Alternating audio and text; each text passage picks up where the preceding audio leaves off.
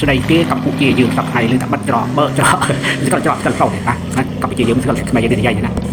សម្ដីកម្ពុជាជាអក្សរតាមក្បួនគម្ពីរអរគុណលោកអ្នកនឹងក្មួយៗដែលបានទេសនា714ផ្លូវជាអ្នកប្រដាប់គឺកន្លងសម្រាប់ដើរសម្រាប់តូម៉ូតសម័យសប្ថ្ងៃគឺបើកបររថយន្តគ្រប់ប្រភេទសង្ខេបបាទ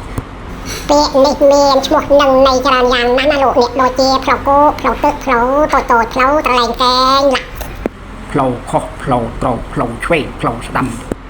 ផ្លូវសួរផ្លូវនរកកុសលអកុសលផ្លូវបន់ផ្លូវបាបមិនជាអ្នកសញ្ញាពងត្រីបានតែពាក្យនេះមានដូចសារច្រើនទៀតបាទ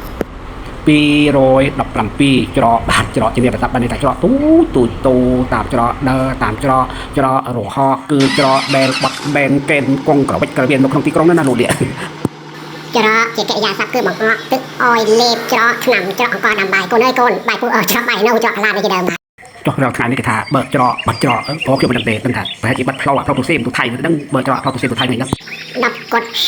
0800យេជាកិរិយាសព្ទបែករហេដោយគេចាក់យេមេឈើរយេពាក្យប្រៀបគឺស្រេចរយេមាត់យេកិរិយាក្តីមាត់យេណាខ្ញុំបានគ្នាជាប្តីប្រពន្ធរយេអស់10ឆ្នាំអ្នកកុំទៅសេចេះគេទៅសេនឹងរយេនេះណាបាទ